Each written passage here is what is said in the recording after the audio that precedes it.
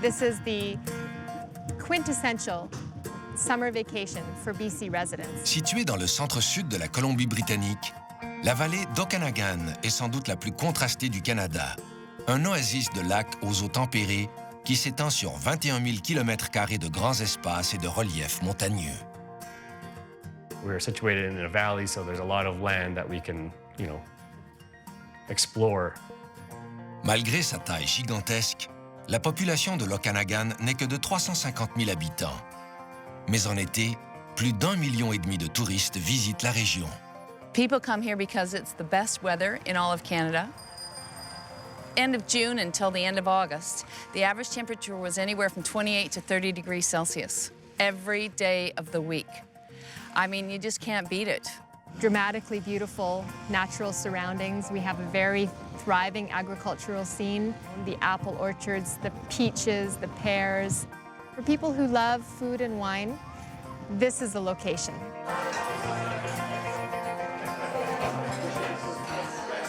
The wine region has just gotten totally insane. The wine is some of the best you'll ever find in the world. Like, it's becoming, the wine region of the north. Reste que l'attrait principal de la région est ce lac, formé il y a 10 000 ans, qui recouvrait jadis toute la vallée. First and foremost is the lake. The lake is very apparent. It's very beautiful. It's very large. Provides a lot of recreational activities. Okanagan est un mot amérindien qui signifie « là où il y a beaucoup d'eau ». Cette immense masse d'eau donne aux résidents et aux vacanciers bien plus qu'une occasion de se mouiller.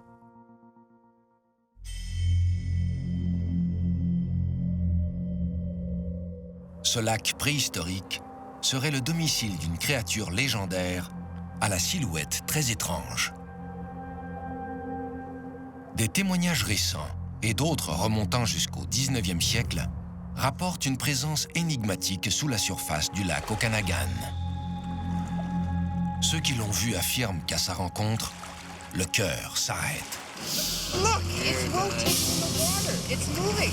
I see 3 humps. Dad, get pictures!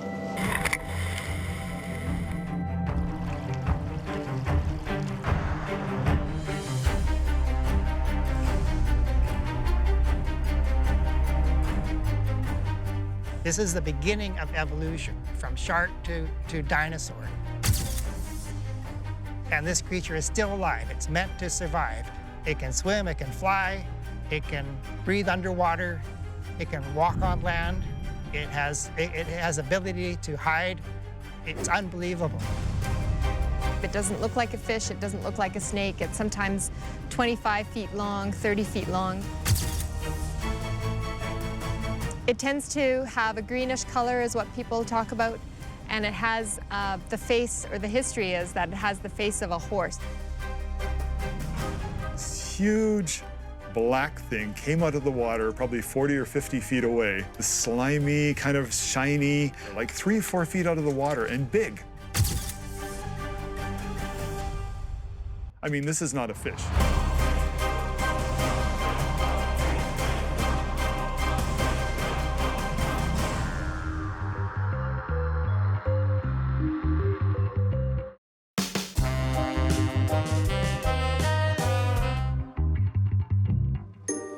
D'une superficie de 350 km², le lac Okanagan est long de 110 km et sa profondeur maximale atteint 242 mètres. Un habitat suffisamment vaste pour abriter une créature de grande envergure au nom bizarre. What is Ogopogo? I mean, we have to admit, it is kind of a cute name with all the O's in it. Almost like Mississippi, but it's Ogopogo. Ogopogo n'a jamais été capturé, sauf du regard, si on en croit les témoignages. My father had seen it himself. Oh, yes, he had seen it himself. My grandmother has told me stories. I believe that it's possible that there could be something like an Ogopogo in our lake. It really varies what people talk about. Sometimes people don't see the animal at all. What they see is a strange, spout in the water or a strange movement in the lake. I would love to see it. I look for it all the time. Ogopogo has been like almost this mythical creature that, you know, that everybody is just fascinated with. As a newspaperman, I mean, you almost hate to say it, it sells newspapers. If I hear about a sighting of Ogopogo, it goes front page every single time.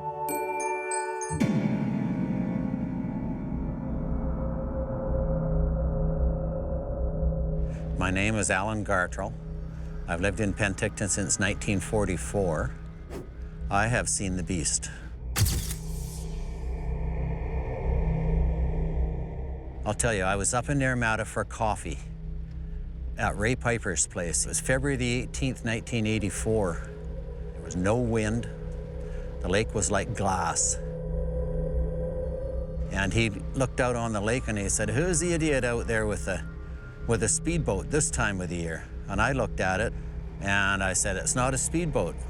I said, "That's a head out of the water." It's got a big long neck on it, probably about 14, 16-foot neck on it. I started looking at it with my binoculars, and when I started looking, it dove and it thrust with all four flippers and went way down in the bottom of the lake, did a circle down there and came up, right up the center and took fish off just about 10 feet from the top of the water. It did it 17 times for us. We had a real picture show in front of us and we did not have a camera. Just by what I saw, it looked like it had the power of 2 workhorses. It's real strong. In my books, it has to weigh probably 1,500 pounds. It's big. It's a 12 or 13-foot body on it. Its flippers have to be at least 6 feet long. Nobody gets a chance to see something like that. I took my brother-in-law and my daughter down the beach in kayaks, 2009. So I do a U-turn at this underwater ledge, and the water's a little bit stirred up, but there's this orange-like creature under my kayak, as big as my 18-foot kayak. And it's as wide, as long, and I keep paddling because I was afraid. It was right there. I have a picture of me in a kayak, and beyond me is an object surfacing just a kilometer down the beach. And this object, by scanning in the negative, looked like some kind of alligator coming out of the water, just sort of with its mouth open.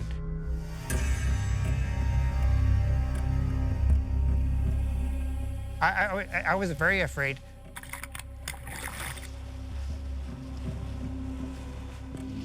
When I had my first sighting in '78, at that point in time, I was a skeptic. I'll have to admit. I didn't believe in Ogopogo. I was going to work. I lived on the west side at the time, and I was coming down the west side of the bridge. And as I'm going across the bridge to Kelowna, to the east, I look over. And couldn't believe there was something in the water, and it was traveling parallel to the bridge. So I stopped my car. Put the 4-way flashers on, and of course there was traffic coming down the hill behind me. They all came and parked behind me. I get out over the railing, and what I'm seeing is 3 black humps moving parallel with the bridge towards Kelowna, with looked to me like a head going in and out of the water in the front. And I looked down, I looked to my right, and there had to be 40 people seeing the same thing with the cars all backed up. So anyway, I was all excited, and then it disappeared. Saw it for about 30 seconds. On recense plus d'une centaine de témoignages, depuis l'installation des premiers arrivants dans la vallée de l'Okanagan en 1811. Mais les premiers indices d'une présence étrange dans ce lac remontent à beaucoup plus loin dans le temps. Les Premières Nations ont laissé des témoignages intrigants de leurs observations. What I find fascinating is the pictographs that were drawn by the First Nations peoples. They obviously saw the same thing that people are seeing today and wanted to portray something that was so unusual, so fascinating to them that they wanted to document it. I mean, it's the equivalent to us going out and shooting video or shooting still photographs.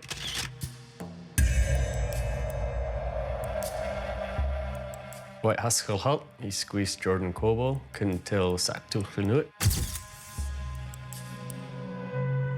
We have always referred to the Ogopogo as Nhaka'it, which translates to the spirit of the lake. Our people know that there's more out there than just a lake. There's something in there that's really deep and really meaningful to who we are as a people.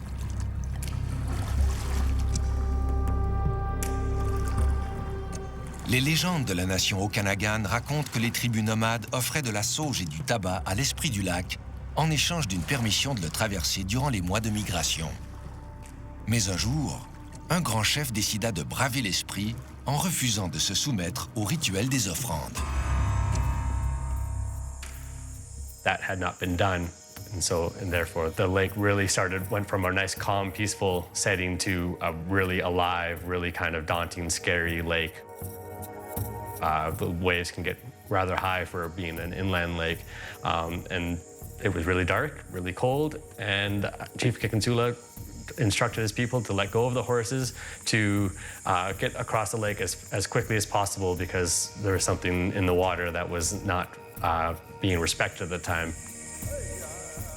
And as they were doing that, they heard the horses weaning. Some of the horses ended up going underwater, and they made it across the lake, but the horses had scars. It looked like giant claw marks on the torsos of their bodies. Some had bite marks in their bodies.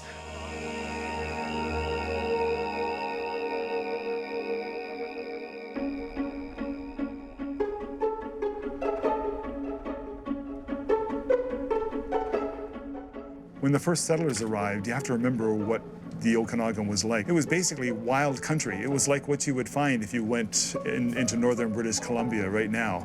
So that when settlers came here, I mean, they were living right at the edge of the big forest. They had no idea what was here, what wasn't here.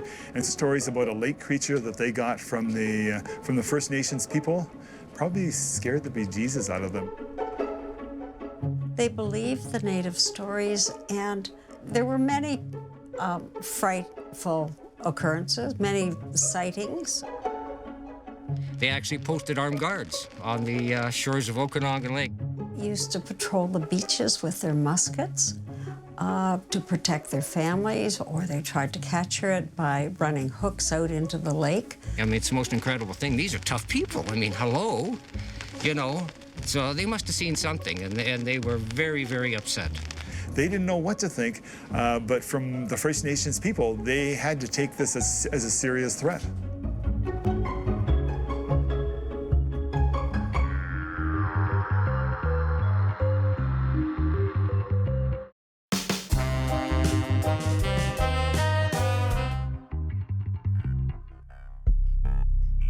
Des résidents locaux et les légendes racontent qu'une bête mystérieuse habite le lac Okanagan depuis un bon moment. Mais comment est-elle arrivée là? De quoi s'agit-il exactement? Et surtout, comment a-t-elle pu survivre toutes ces années sans se faire capturer? This lake has a prehistoric history, and 10,000 years ago, it was quite a bit higher and longer than it is now. So all of this would have been underwater. So the theory is that many years ago, when this was open to the sea, Ogopogo came up and got into Okanagan Lake, chasing the salmon. Avec le retrait de la calotte glaciaire, le lac a progressivement rétréci jusqu'à atteindre la dimension qu'on lui connaît aujourd'hui. Si la théorie de Bill Stikyuk est exacte, Ogopogo serait l'une des espèces animales d'origine préhistorique emprisonnées dans le lac. Got landlocked here and then kind of lived here and kind of adapted to where he was. Species are either well adapted to an environment, in which case they persist, or they're not, and they die. They become extinct. Une espèce de saumon présente dans le lac Okanagan, le kokanee, confirme la théorie selon laquelle certains animaux originaires de l'océan se sont adaptés à leur nouvel environnement. It's a landlocked salmon, and they still spawn in the creeks in the area, along the shorelines. It's a very interesting phenomenon because, of course, these fish came from the sockeye that used to be able to make it out to the ocean. So there is that question, could there be something in the water that we don't know about? It's a very deep lake.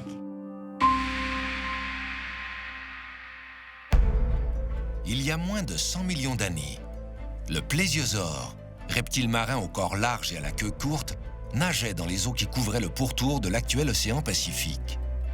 Curieusement, plusieurs témoignages entendus au lac Okanagan correspondent à la physionomie de cette créature préhistorique. Mais il y a également d'autres théories. Some would say it's a very old species, in other words, one that was thought to be extinct, but turned out not to be. And others would say Ogopogo and Loch Ness monsters were a new species in the sense that it was one unknown to science. There's all kinds of species being found all the time, new ones, probably every week all over the world. And, you know, why couldn't something live here in the lake? Why couldn't a species in this body of water that's 90 miles long? It's incredible. It's 2.5 miles wide. It's one of the deepest lakes in North America. Why couldn't something live here that hasn't been found?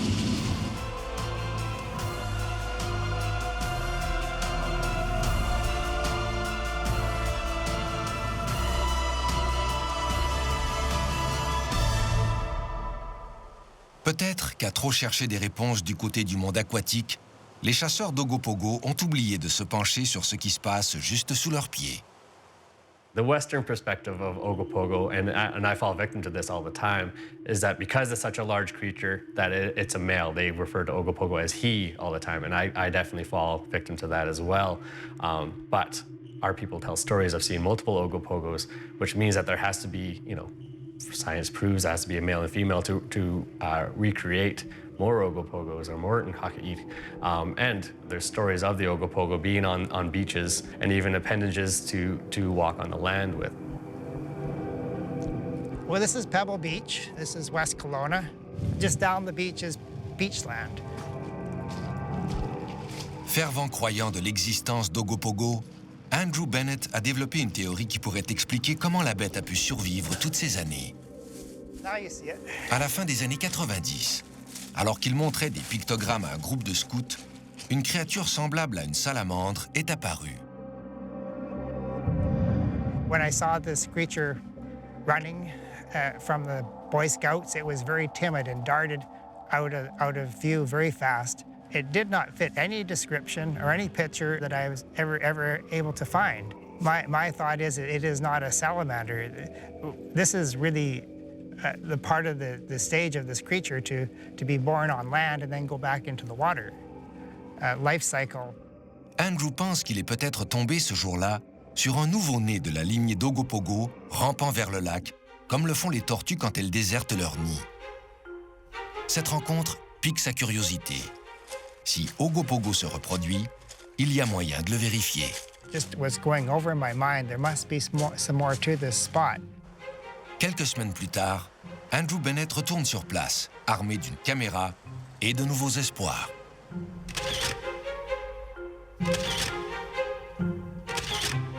Il prend des photos de ce qui lui semble être des sites de ponte, en prenant toutes les précautions pour ne pas laisser de traces. Il cherche aussi les passages qui pourraient être empruntés par les bêtes pour entrer dans le lac. I took pictures, underwater pictures, what looked like logs, and then I was going through my pictures and realizing, oh, maybe there's something more to it. And then I realized that this was not a log. This was a creature. It had a flipper. Obviously, that looked like Ogopogo. It was long. It was only maybe a foot wide and maybe 18 feet long. And a closer examination, you can see an eye and a lizard head and a tongue sticking out. I didn't know before that it was so lizard-like, but anyway, that's what seemed to come out in the pictures.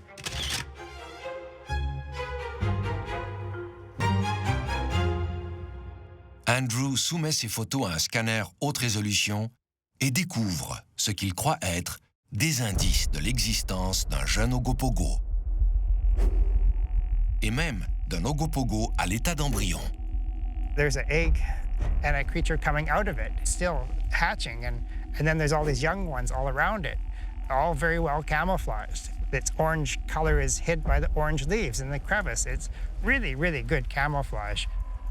Andrew pense que cette créature est passée maître dans l'art de la dissimulation. You would swear it was a log. And you would see these pictures, you would swear they're logs, but they really aren't. There's an eye, there's a nostril, there's a tongue sticking out. There's details that just aren't in logs.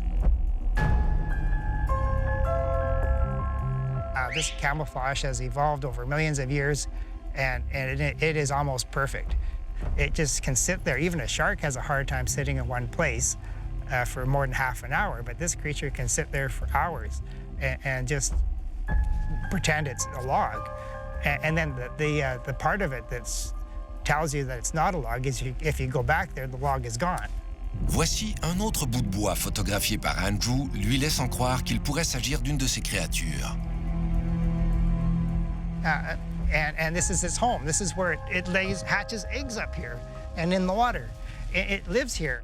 So the last 4 or 5 years, I taken many pictures of this area, and I'm convinced that this is the home of Ogopogo. Andrew a fait des recherches sur la mystérieuse bête pendant des années. Il a accumulé des piles de clichés photographiques qui, selon lui, confirment ses théories. A few years ago, I took a picture of the head peeping out of a cave on the bottom of the lake, about 14 feet under. And it looks just like Ogopogo.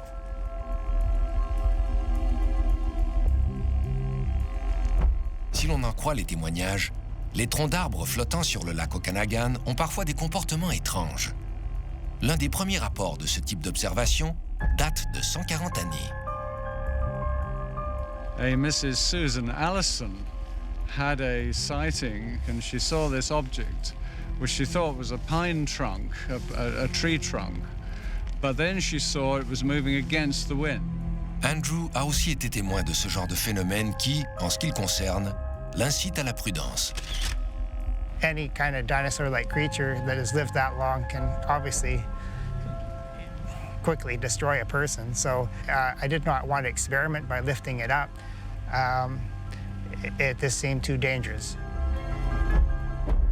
And even though it has its advantage in its camouflage, my fear is that eventually the creature will be hunted, and that would not be my wish. My wish is that the species at risk would identify the creature and then protect it.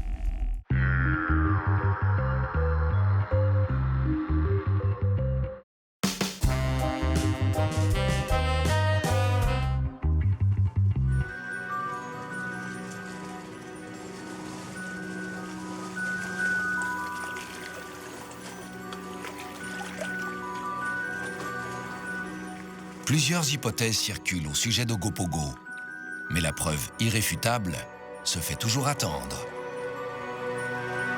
The more recent pictures that you see, none of those pictures really have been scientifically verified as Ogopogo, but there's definitely, those are pictures of the lake that people don't take every day and don't see every day, so. L'expérience qu'a vécue Bill Stikyuk en 1978 lui a donné l'idée d'en faire un film. What we were doing is we were reenacting my first sighting in 1978. And of course, I was a little younger then, so my son played me. Étonnamment, l'équipe de tournage n'a pas eu à recréer la scène principale.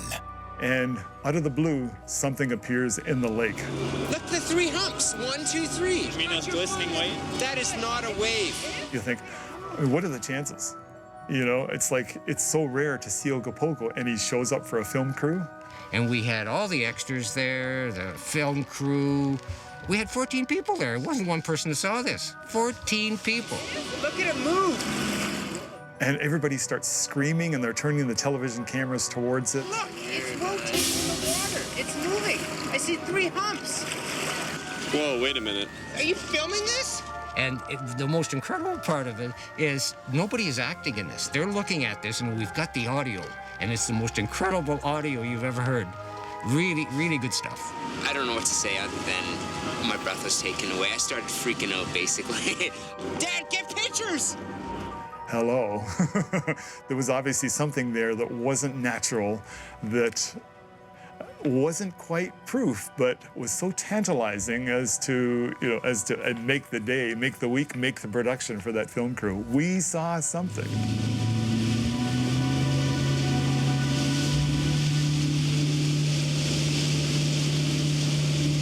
En 1999, Bill Stikyuk décide de rassembler une équipe et de passer 3 semaines sur le lac à chercher des preuves scientifiques de l'existence d'Ogopogo. It was great. We had 75 people involved.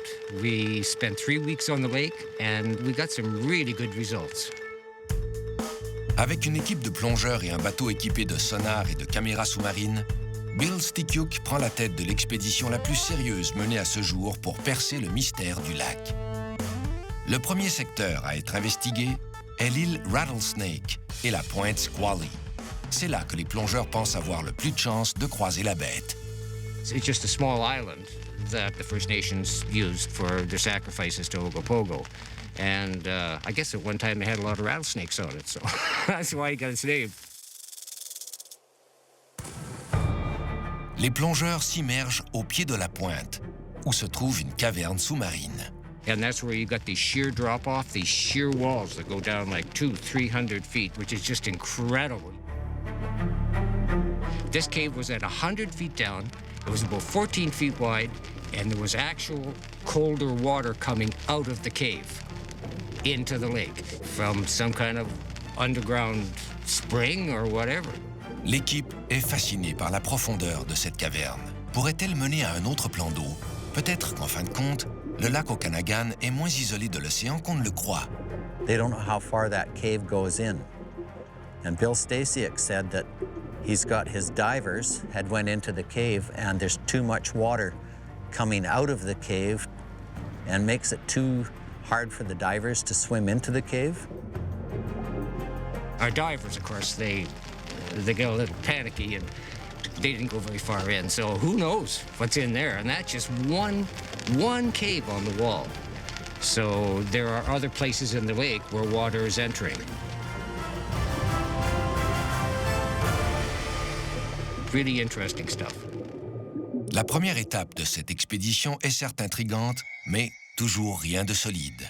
En revanche, les recherches ne font que commencer. Hey Bill, there's something on the sonar over here. What? Here. Yeah, look at that. They had this side scan sonar, which is quite an advanced type of sonar. Le sonar émet des ondes sonores qui, lorsqu'elles frappent une cible sous l'eau, rebondissent vers l'émetteur. Lorsqu'elles sont captées, ces ondes sont transformées en signal visuel. Lors de cette fameuse expédition, le sonar a repéré quelque chose d'anormal au fond du lac. There is something in the water. That sound would not have been bounced back if it didn't hit an object. They found something 200 to 300 feet down in the water, something huge that there was no way it could be a bunch of fish. And they said, you know, we don't know what it is, but there's something there. I guess we better get the ROV down, man. Okay. Sans perdre de temps, une caméra est plongée sous l'eau. We estimate that the target itself was 17 meters long. Mais il est trop tard. Huge, and then disappeared. Yeah, it was 266 feet of water. It was right there. There were 10 degrees. We had it on 2 sweeps of the sonar. The third sweep, it went below our beam and we lost it. But whatever that was huge, and it was a solid sonar return, and it was moving. It moved 10 degrees, port to starboard.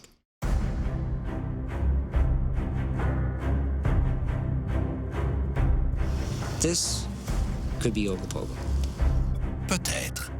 Mais ces 3 semaines d'intenses recherches n'ont pas permis de prouver quoi que ce soit, ce qui laisse, une fois de plus, la voie ouverte à toutes les hypothèses. As far as I know, nobody has ever actually produced scientific evidence. I mean, there's been $1 million and $2 million rewards for proof of the existence of Ogopogo, and nobody has claimed the reward. We've had people all through the years come and see if they can find something and find definitive evidence of the existence of Ogopogo, but it has remained elusive.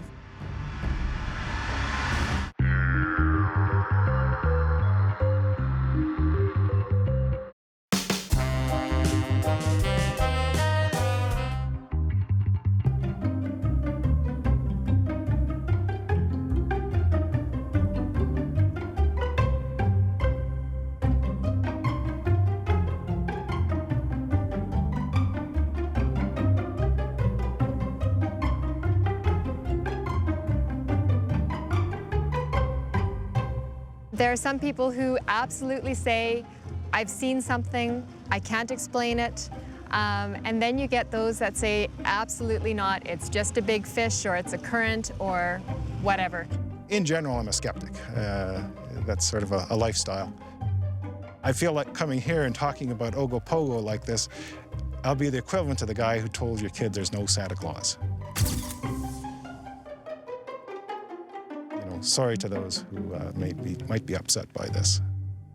There's a lot of people that believe Ogopogo is just a giant sturgeon. I guess that could be a kind of a scientific analysis of the Ogopogo. The beaver. I would liken it to the Santa Claus story. Oh, well, I'm born and raised here. I've never seen it. At least not when I was sober, but... I think it's a wave. My grandfather used to swear he's seen it, but he tended to BS a little bit. So. It's an old lake. It's a really deep lake, so I suppose there could be something, but I think it's just a big fish. I don't know. Ogopogo himself seems to be a bit of a tease. It's like, come up and just show myself briefly and tease the tourists, and then I'll disappear and leave them wondering, was it really Ogopogo, or was it a fish, or was it just a series of waves? Witnesses, in general, are honest. They are reporting also, in my experience, more or less what they're seeing. But actually, it's a mistaken conclusion. Often, cameras do lie. Sometimes it's because deliberate hoaxes are made, and sometimes it's because a picture is taken which is a little bit ambiguous, and then perhaps people begin to attach importance to it. I come on this trail 50 to 100 times a year, and I sometimes see unusual waves in the middle of the lake. And one day I was walking along and I saw one, and there were 4 people coming along behind me. And I stopped and I said, what do you think of that over there? And they stopped and they said, oh, wow, that's a humongous animal under there. I said, well, or it's just a standing wave in a quiet lake. There's a lot of scientists that say that it's just waves, okay? And certainly, there are waves, and people take pictures of waves.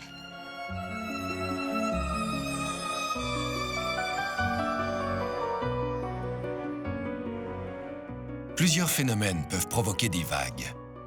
Certains sont plus faciles à expliquer que d'autres. Skeptics, you know, you can't blame people for being skeptical, but at the same time, there are humps, and there are heads, and it's moving through the water. Et que penser des vagues qui semblent surgir de nulle part? C'est de celles-là dont on parle le plus.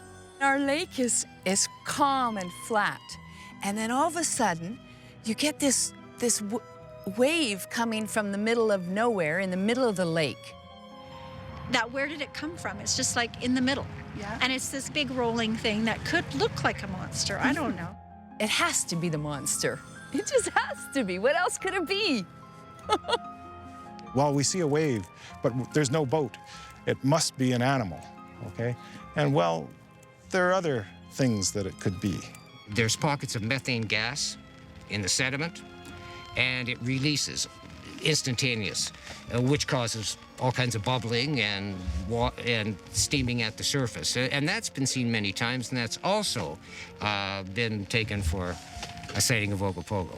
It's as much a process of rationalization as imagination. So, for example, these logs which move upwind can be caused by what are known as seiches, internal seiches, whereby the warm water from a summer's warming can be pushed by the wind to one end of a lake and then will flow back again, causing underwater waves. Now, you don't really see those waves at the surface, but if there's an object on the surface, like a tree trunk, then it will move against the wind. And you need a little bit of general science to understand that. We know from the physics that fluids moving in a gravitational field will form something called a gravity wave, created simply because of the difference in temperature. When that corrects, the water will actually start to form waves. The other questions you can ask, too, That there's some sort of submarine cave linking all of these things is geologically ridiculous. I mean, it would have to go under major mountain passes and thrust systems and volcanic terrains and things. I mean, you know, number one. And number two is it's supposedly an air-breathing animal, and how is it going to swim hundreds and hundreds of kilometers underwater without access to the air? People will scoff and laugh, but everybody that's seen something in the lake has been ridiculed. But you just have to take it because it's a real thing. People laugh at me when I tell them what I saw, but they can laugh all they want. What I saw, I saw. The last fella told me, he says, "Yo, you probably saw that beaver out in the lake." Well, it's 3,000 times bigger than a beaver. I think if you believe in dinosaurs and all of the things that are now extinct, you have to believe that there could be something like that still living in a deep, deep lake like the Okanagan Lake. Finding that scientific proof is something that some people need. Our people, the West Bank First Nation people, the Seal people of this area, don't believe that you need to see something to believe it. All of us want to believe. I think it's wonderful to have the myth. I think Santa or the Ogopogo is a great addition to Kelowna's story. Do I believe in it? No, but I'm not going to debunk the myth because I think the myth is fun.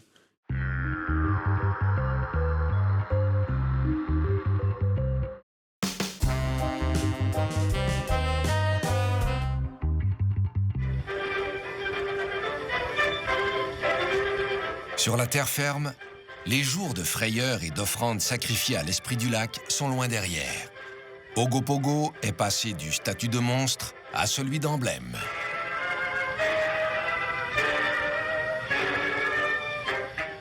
The creature that was feared by the early settlers is not the creature that we see now. We see this fuzzy green toy in the department stores, so there's this very benign creature, which is not what the experience of the early settlers was. À l'origine de ce changement d'image, son nouveau nom, attribué par les nouveaux arrivants au début du 19e siècle. Le nom amérindien étant imprononçable, ils ont décidé de le rebaptiser. And basically, people didn't like the native name, I guess, back in the beginning, and they came up with this Ogopogo name from a song. They took a British dance hall ditty. His mother was an earwig, his father was and I can't remember the rest of it.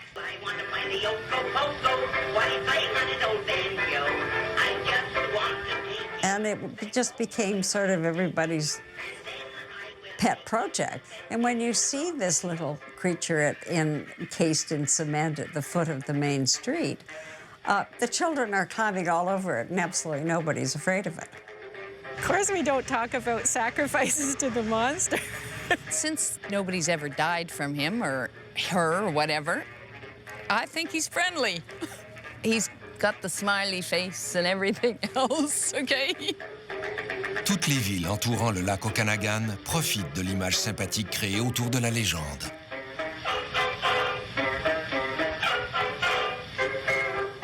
Of course, there's also a commercialized aspect of Ogopogo, the more cuddly, stuffed animal version of Ogopogo that you can purchase in the tourist centers and stuff like that. Lots of people look for Ogopogo, and they're, very sane people. And I believe there's something in the lake. He's a friendly fella. He hasn't eaten too many tourists yet. He doesn't eat people, he eats plants. He eats ice cream at Ogo's.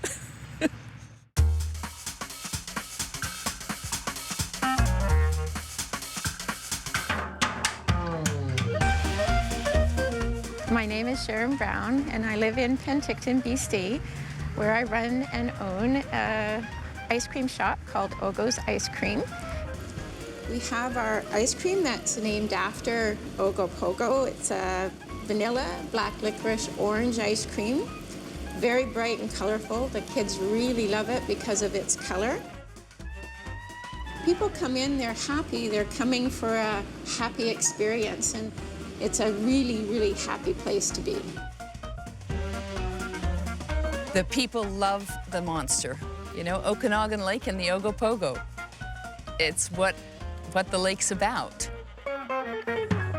Certainly we have images of Ogopogo all around town. We have a mosaic of Ogopogo. You'll see businesses that are called Ogopogo whatever. There's an Ogopogo Rotary Club. There's an Ogopogo Swim Club. There's the Ogopogo Zone of the Canadian Ski Patrol Club. Ogopogo Tours, you know? We'll take you out on the lake and there's a chance you could see Ogopogo. It's a great marketing tool. Keep your eyes open because you never know. You never know when he could appear. It's a great tourist promotion. I own and operate a bed and breakfast, and it's called Ogopogo. Ogopogo B&B, a perfect place to be, you know? The sails has become almost emblematic of Kelowna. It's used in the city logo. It's used on all kinds of different stationery. It's kind of become the symbol of Kelowna. But then right beside it, they see the Ogopogo. It's a focal point for the tourists. If people want to believe there's an Ogopogo, it's great. I love this place, so if it brings people to look for an Ogopogo, sure.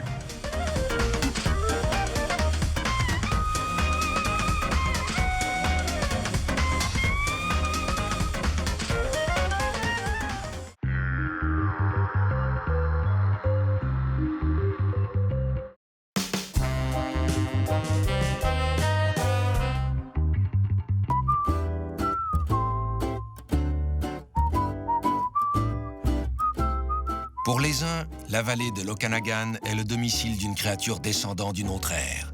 Pour d'autres, elle est l'hôte d'un sympathique monstre végétarien, ou simplement d'une vieille légende. Quoi qu'il en soit, Ogopogo fait partie intégrante du paysage local. Et tant qu'il y aura cette immense masse d'eau, la légende continuera d'attirer les curieux et d'alimenter les débats. People may come to try to find Ogopogo, exploring the depths of Okanagan Lake. But it's not something that has to be feared. It's something to be respected, and it has to be believed in to really experience it, I think.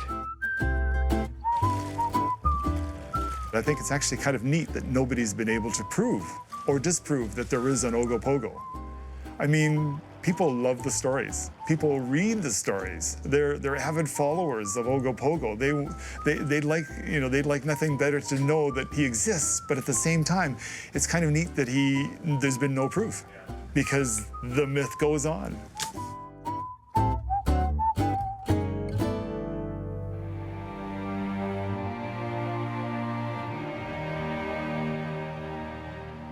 There's been an incredible change in attitude with people about Ogopogo, and I've seen that over the last 10 or 15 years. There's less skeptics now. I think people are starting to come to grips with the fact that, you know, there could be an animal that lives in this lake. We're certainly finding new species all over the world almost every week that we didn't know existed. It's a great draw for Kelowna, and the fact that there's actually something here is just remarkable. And this is its home. This is where it hatches eggs up here and in the water. It lives here. This deserves to be protected. On ne saura peut-être jamais si Ogopogo existe. Et si oui, où il se cache. La seule chose dont on est certain, c'est que son esprit, lui, est bien vivant. Ogopogo's unpredictable. You never know when he's going to show up. And of course, he's always going to show up when the camera's not ready, when the camera's not focused, when you left the camera in the car.